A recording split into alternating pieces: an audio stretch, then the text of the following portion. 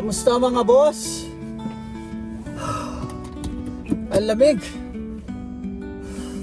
Halos lahat ng sasakyan dito sa paligid ko mga naka-start sila. Papasok sila sa 7-Eleven, bumili sila ng pagkain nila. Iniwan nila naka-start. Kasi sobrang lamig mga boss. Yung iba, nadadrain yung battery. Bigla na lang pag pinastart nila, ayaw na mag-start. Kaya ang ginagawa nila, kung di naman sila magtatagal sa loob, aabutin ng isang oras, nahayaan nila naka-start lang. Let's go mga boss! At pauwi na ako. Pero bago ako umuwi, dadaan muna ako ng post office mga boss.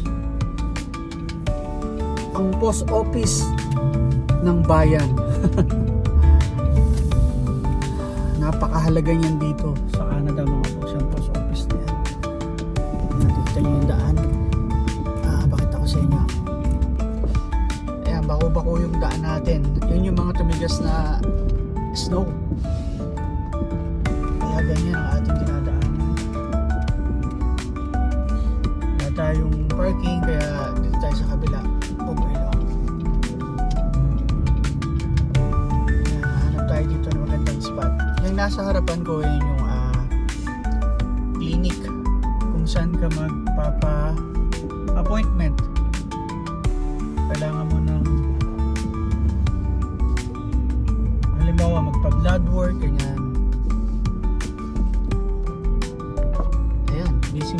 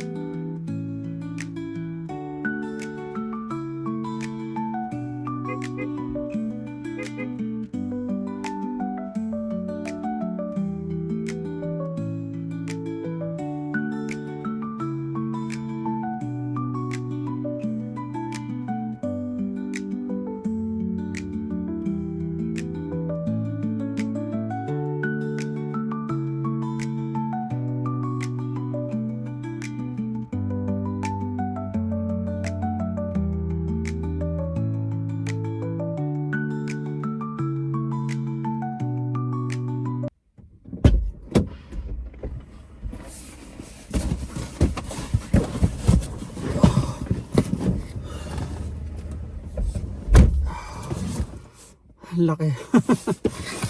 Laki ng parcel na kinuha ko.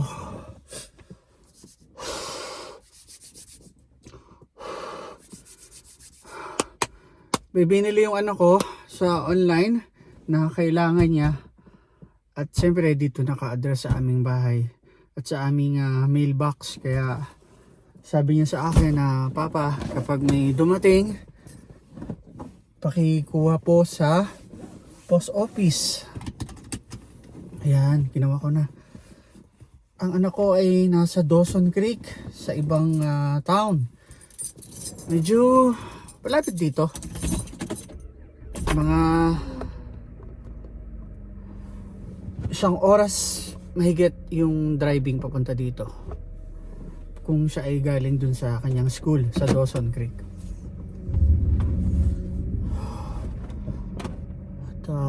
Diretso na tayo sa bahay. Magluluto tayo ng ulam. At wala akong ibang natanggap sa aming box bukod dito. Yan. Let's go.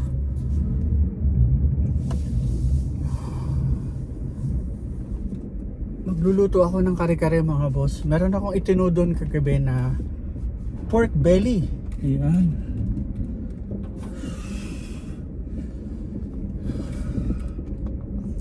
Dito tayo magdaan.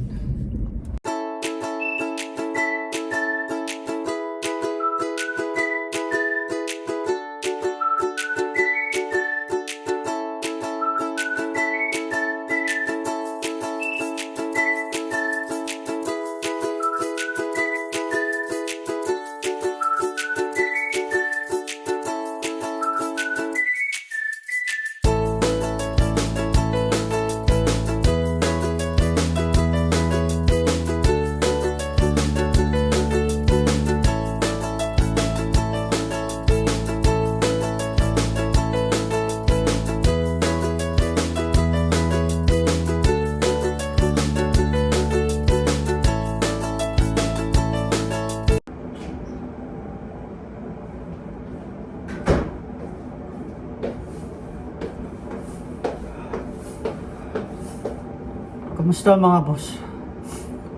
Para na akong sisipunan na ito. Hindi pwede. Bawal magkasakit mga boss. Marami tayong binabayaran dito sa Canada.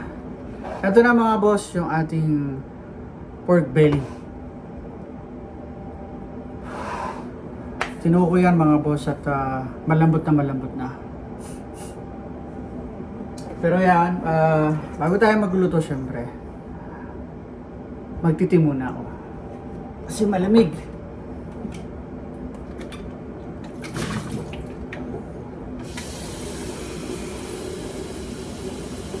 Kita nyo yun? Daming tao sa post office, ano?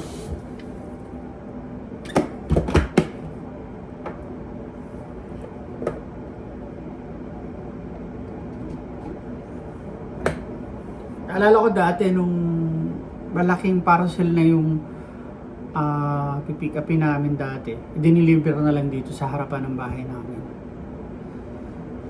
Pero pagka yung kaya pa, maliliit lang, ikaw na yung kukuha dun sa post office.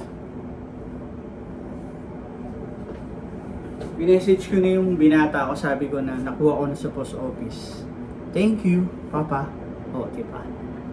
Thank you lang, happy na tayo dun, ano? Sensya na kayo, mahilig ako magtakin.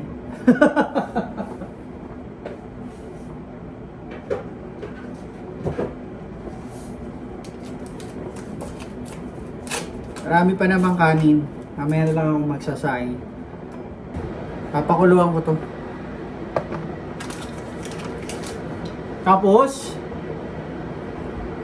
gagamit ako ng air fryer. Ayan. Para mas masarap ang kain natin mamaya.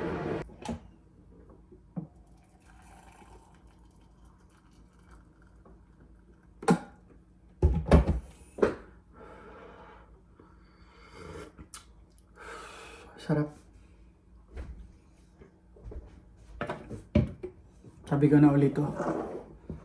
Tapos, ito yung air fryer natin. Hindi sa amin to, ibinigay lang to ng hipag ni Mrs. Yan. Nagkaroon kasi sila ng bagong air fryer. Naka-stock lang dun sa kanila. So, hiningi ni Mrs. Ayan, ibinigay sa ate. Diba? Para magamit, ano.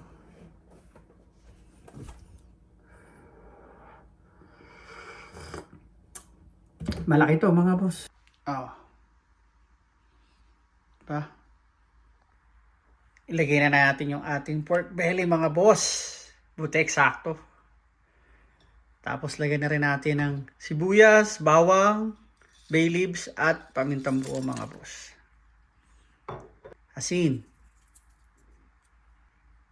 Konting suka. Ayan.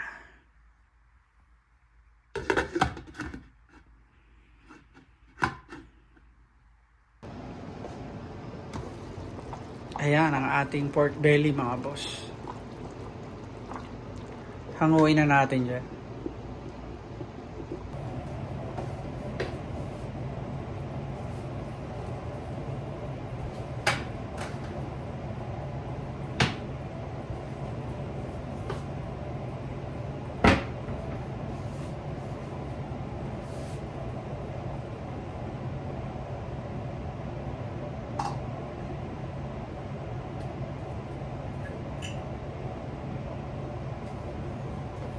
Ito na.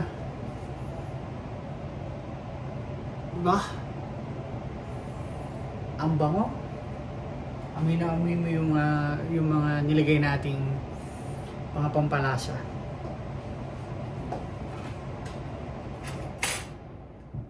Ito.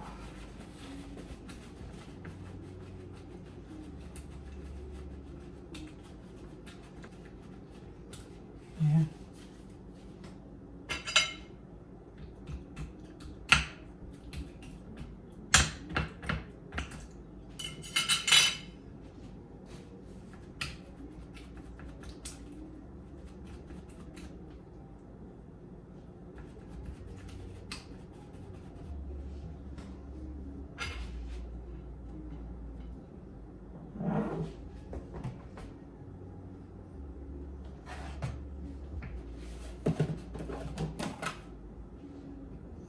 Lagyan ko ng suka sa ibabaw mga boss.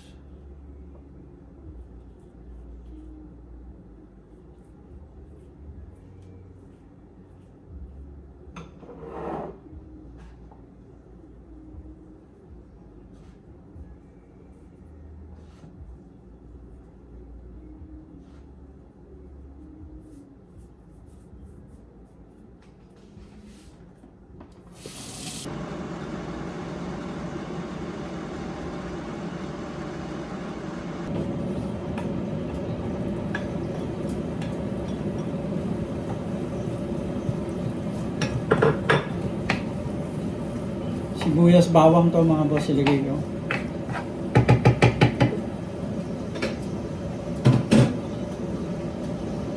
Medyo mainit na yung kawali kanina. Tapos saka ako nilagay yung mantika.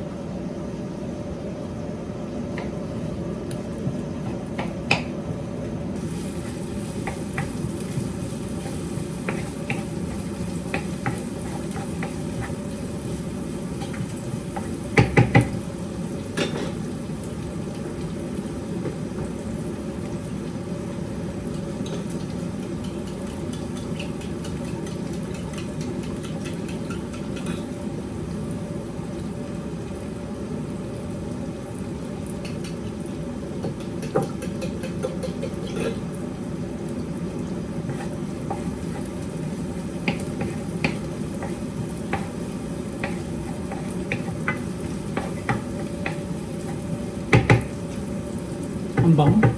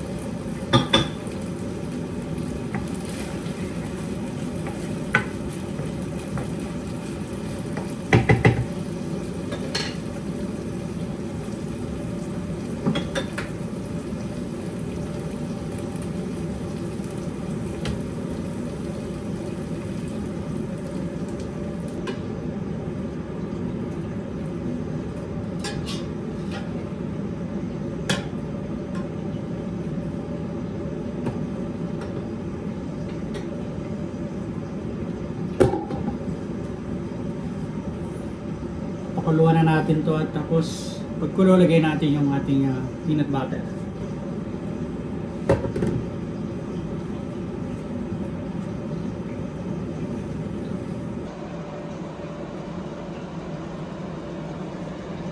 Kita niyo yung mga boss. Ganda na ng kulay, ano? At eto naman yung ating kare-kare sauce. Ito yung lapot yan. Diba?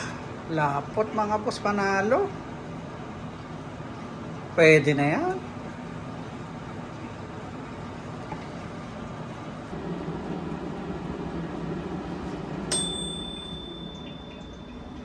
Check na natin. Ayun ang ating pork belly.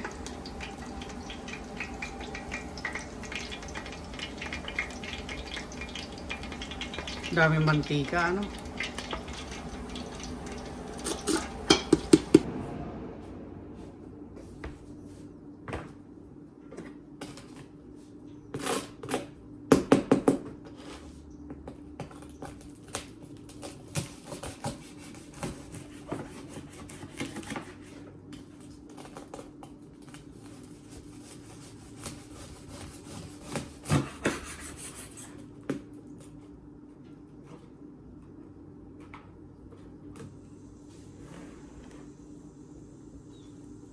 Kita nyo?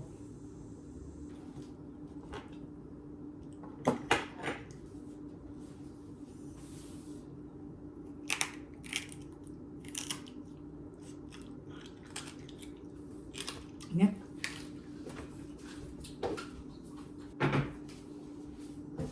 Tapos yung ating pork belly. Kainan natin yan mga boss. Palinis naman ang aking kamay. Diba?